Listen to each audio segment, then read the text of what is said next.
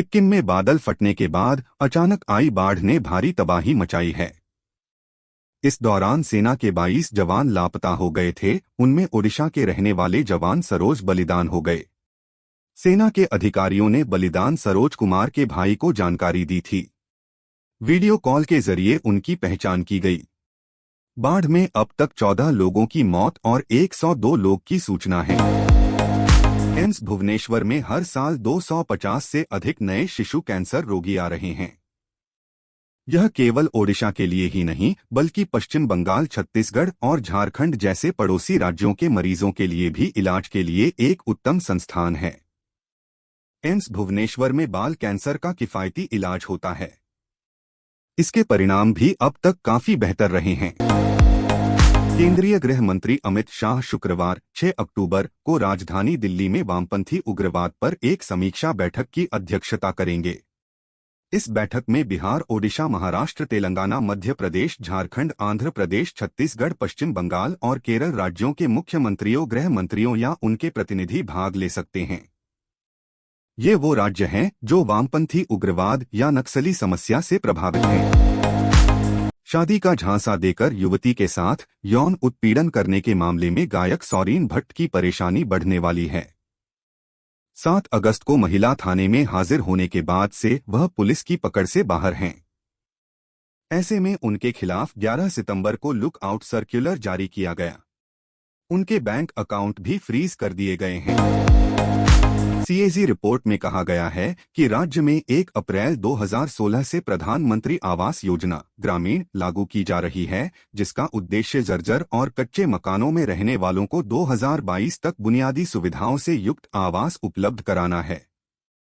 CAG ने 8 जिलों में 2016 से 17 और 2020 से 21 के बीच पीएम आवास योजना के कार्यान्वयन का ऑडिट किया है। लव जिहाद के बहुचर्चित नेशनल शूटर तारा शाहदेव मामले में गुरुवार यानी आज सीबीआई कोर्ट ने सजा सुनाई। कोर्ट ने मुख्य आरोपी रंजीत कोहली उर्फ रकीबुल हसन को उम्र कैद, हाई कोर्ट के पूर्व रजिस्ट्रार मुश्ताक अहमद को 15 साल की सश्रम कारावास और रकीबुल हसन की मां कौशल रानी को 10 साल की सजा सुनाई है। इसके बाद पीड़िता ने क्या कहा? हैदराबाद सीमा शुल्क ने 5 अक्टूबर गुरुवार को बड़ी सफलता मिली। हैदराबाद सीमा शुल्क अधिकारियों ने हवाई अड्डे पर 6 यात्रियों को रोका और सीमा शुल्क अधिनियम 1962 के तहत बुधवार और गुरुवार को कुल 734 किलोग्राम तस्करी का सोना और विदेशी मुद्रा जब्त की।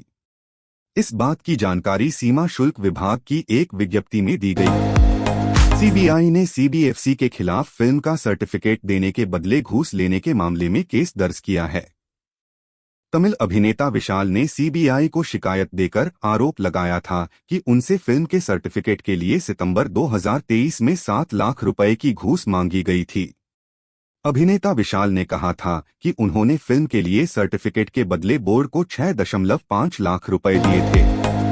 केंद्रीय गृह मंत्री अमित शाह ने गुरुवार को आतंकवाद के पारिस्थितिकी तंत्र को खत्म करने की बात कही।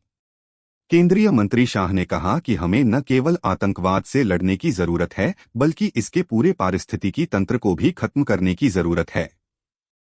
केंद्रीय गृह मंत्री शाह 2 दिवसीय तीसरे आतंकवाद विरोधी सम्मेलन को संबोधित कर रहे थे। इस मिशन के दौरान पहला रॉकेट सूर्य ग्रहण से 35 मिनट पहले, दूसरा सूर्य ग्रहण के दौरान और तीसरा 35 मिनट के बाद लॉन्च किया जाएगा। वे उस वलयाकार पथ के ठीक बाहर की ओर भेजे जाएंगे जहां चंद्रमा सीधे सूर्य के सामने से गुजरता है। सभी रॉकेट में 4 छोटे वैज्ञानिक उपकरण लगाए जाएंगे। वे इलेक्ट्रिक और मैग्नेटिक फील्ड और तापमान में बदलाव का अध्ययन करेंगे। कांग्रेस के कार्यवाहक प्रधान रमन भल्ला ने कहा कि जम्मू कश्मीर के मामले में केंद्र सरकार का रवैया पक्षपातपूर्ण है। यहां पंचायत और निकाय चुनाव कराने के लिए 2 अलग-अलग संस्थाएं हैं जो संवैधानिक नियमों के खिलाफ है। पंचायत और निकाय चुनाव भी टाले जा रहे हैं। इसलिए जरूरी है कि यहां लोकतंत्र की बहाली के लिए सभी मिलकर आगे बढ़े। अनिल एंटनी ने केरल की सहकारी बैंकों में घोटालों को लेकर पिनरई विजयन की सरकार की आलोचना की। इस दौरान उन्होंने कहा कि पूरे केरल में कासरगोड से त्रिवेंद्रम तक ऐसे कई क्षेत्र हैं जहां लोगों की बचत खतरे में है। कई लोग पहले ही अपनी जमा पूंजी गंवा चुके हैं।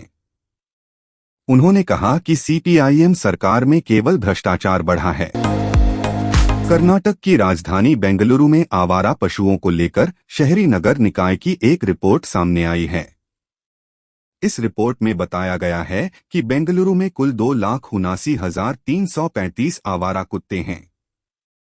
यह आंकड़ा 3,10,000 होने का अनुमान लगाया गया था। बुधवार को जारी रिपोर्ट में कहा गया है कि आवारा कुत्तों की नसबंदी प्रतिशत में भी कमी दर्ज की गई है। अरुणाचल प्रदेश को खामती चावल तवांग से याक चुरपी और तांगसा वस्त्र के लिए जीआई टैग मिला है।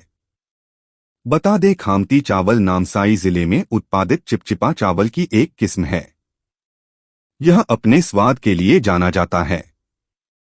चुरपी एक पनीर उत्पाद है जो भारत, नेपाल और भूटान के हिमालयी क्षेत्र में व्यापक रूप से खाया जाता है। प्रधानमंत्री नरेंद्र मोदी की अध्यक्षता में आज कैबिनेट की बैठक हुई। इस बैठक में कई अहम फैसलों को मंजूरी दी गई। केंद्रीय मंत्रिमंडल ने राष्ट्रीय हल्दी बोर्ड की स्थापना को मंजूरी दी है। इसके अलावा केंद्रीय कैबिनेट ने तेलंगाना में सम्मक्का और सारक्का केंद्रीय जनजातीय विश्वविद्यालय की स्थापना को मंजूरी दी है। पीएम मोदी ने 1 अक्टूबर को तेलंगाना दौरे पर विश्वविद्यालय की स्थापना को लेकर ऐलान किया था। राजग से अन्नाद्रमुक के बाहर होने के बाद पार्टी महासचिव पलानीस्वामी का बड़ा बयान सामने आया, जिसमें उन्होंने राजग से अलग होने के पीछे की असल वजह साझा की।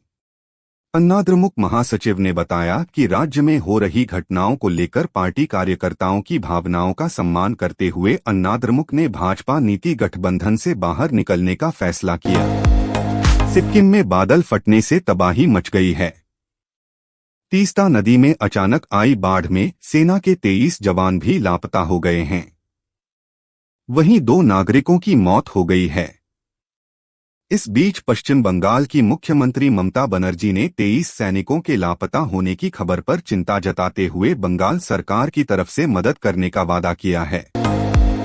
वायुसेना को बुधवार 4 अक्टूबर को एलसीए तेजस ट्विन सीटर ट्रेनर विमान मिल गया। हिंदुस्तान एरोनॉटिक्स लिमिटेड हाल के सीएमडी सीबी अनंतकृष्णन ने भारतीय वायुसेना प्रमुख air chief marshal VR Chaudhari को बेंगलुरु में हुए एक कार्यक्रम में ट्रेनर विमान को सौंपा। वायुसेना प्रमुख ने कहा, आज एक महत्वपूर्ण दिन है और पहला 2 सीटों वाला एलसीए विमान को स्वीकार करना मेरे लिए गर्व की बात है। कर्नाटक बीजेपी की राज्य इकाई ने पार्टी के वरिष्ठ नेताओं की एक समिति का गठन किया है। यह समिति गुरुवार 5 अक्टूबर को शिवमोगा जिले के हिंसा प्रभावित इलाके का दौरा करके तथ्य को जानने का प्रयास करेगी। दरअसल शिवमोगा में ईद मिलाद जुलूस के दौरान 2 गुटों में तनाव हो गया था, जिसमें पत्थरबाजी में कई लोग घायल हो गए थे। सिक्किम के लोहनक झील के ऊपर अचानक बादल फटने से तीस्ता नदी में भीषण बाढ़ आ गई है। इस बाढ़ में सेना के 23 जवान लापता हो गए हैं, जबकि अब तक 5 लोगों के शव बरामद किए गए हैं। इस बीच पीएम मोदी ने सिक्किम के मुख्यमंत्री प्रेम सिंह तमांग से बातचीत कर हालात के बारे में जानकारी ली। डेंगू देश भर में डेंगू के मामले तेजी से बढ़ रहे हैं। हाल ही में देश के अलग अलग हिस्सों से लगातार डेंगू के मामले सामने आ रहे हैं। ऐसे में डेंगू बुखार से राहत पाने और इसके लक्षणों को कम करने के लिए लोग अक्सर पैरासिटामोल खाते हैं। हालांकि लंबे समय तक इसे खाना सेहत के लिए हानिकारक हो सकता है। इंग्लैंड के 283 रन के लक्ष्य का पीछा करते हुए न्यूजीलैंड ने पहला विकेट दूसरे ओवर में ही गिर गया था। इसके बाद आए सचिन रविंद्र ने डेवोन कॉनवे के साथ मिलाकर न सिर्फ टीम को संभाला बल्कि दोनों शतक भी जड़े। सचिन न्यूजीलैंड के लिए वर्ल्ड कप सबसे तेज शतक जड़ने वाले खिलाड़ी बन गए। सचिन ने 82 गेंद पर अपना शतक पूरा किया। भारतीय टीम की नई ट्रेनिंग किट नारंगी रंग की है। चेन्नई के चेपॉक स्टेडियम पर गुरुवार को टीम के खिलाड़ी और सहयोगी स्टाफ इस नई जर्सी में नजर आए। सोशल मीडिया पर यह तस्वीर वायरल हो रही है। वायरल हुई भारतीय टीम की तस्वीर ऑनलाइन फूड डिलीवरी करने वाली एक कंपनी के डिलीवरी बॉय से मिलती जुलती लग रही है। अहमदाबाद में आईसीसी वर्ल्ड कप 2023 के ओपनिंग मैच में 23 साल के युवा बल्लेबाज ने अपनी बल्लेबाजी से गदर काट रखा है। इंग्लैंड के तेज गेंदबाज से लेकर स्पिन बॉलर्स तक हर कोई इस बैटर के आगे बेबस नजर आ रहा है। अपना पहला वर्ल्ड कप खेल रहे सचिन रविंद्र ने तूफानी अंदाज में बल्लेबाजी करते हुए महज 36 गेंदों पर अर्धशतक ठोक दिया है। दूसरे टी इंटरनेशनल मैच में रिकॉर्ड्स की बौछार करने वाली वेस्टइंडीज टीम की कप्तान हेली मैथ्यूज का बल्ला तीसरे मुकाबले में भी जमकर बोला है। मैथ्यूज ने ऑस्ट्रेलिया के खिलाफ खेले जा रहे तीसरे 2-0 में महज 40 गेंदों पर 79 रन की विस्फोटक पारी खेली। कैरेबियाई बैटर ने 197 के स्ट्राइक रेट से खेलते हुए 68 रन सिर्फ चौके छक्कों से बटोरे। आईसीसी वर्ल्ड कप 2023 का आगाज जो रूट ने धमाकेदार अंदाज में किया है। अहमदाबाद में इंग्लैंड और न्यूजीलैंड के बीच खेले जा रहे ओपनिंग मैच में रूट का बल्ला जमकर बोल रहा है। बेहतर स्ट्राइक रेट और नए अंदाज में विश्व कप में उतरे इंग्लिश बल्लेबाज ने आतिशी बल्लेबाजी करते हुए अपना अर्धशतक पूरा कर लिया है। रूट अलग ही लय में दिखाई दे रहे हैं। एमएस धोनी रामचरण ने हाल ही में मुंबई में क्रिकेट की दुनिया के कैप्टन कूल कहे जाने वाले महेंद्र सिंह धोनी से मुलाकात की। दोनों की मुलाकात की इस तस्वीर को देखने के बाद सोशल मीडिया पर फैंस अपना प्यार लुटाने से पीछे नहीं हट रहे हैं। कई यूजर्स ने उन्हें भारत का गौरव बताते हुए उनकी हैट्रिक याद की। कौन बनेगा करोड़पति 15 कौन बनेगा करोड़पति 15 के मंच पर उत्तर प्रदेश के राहुल प्रवेश देवी कुमार पहुंचे। शो में अमिताभ बच्चन ने कंटेस्टेंट से ढेर सारी बातें की। उनके गांव से लेकर माता पिता तक कई बातें जानी। जसवंत सिंह गिल की कहानी देखने के लिए दर्शक काफी एक्साइटेड नजर आ रहे हैं। इस बीच खबर है कि फिल्म को सेंसर बोर्ड से स्टैंडिंग ओवेशन मिला है। इतना ही नहीं, मूवी को यूए सर्टिफिकेट भी दिया गया है। अक्षय कुमार की mission Raniganj the great Bharat rescue को पर्दे पर रिलीज से पहले सीबीएफसी बोर्ड को भेजा गया था। बॉलीवुड सुपरस्टार ऋतिक रोशन की गर्लफ्रेंड सबा आजाद आए दिन किसी न किसी वजह से चर्चा का विषय बनती रहती हैं।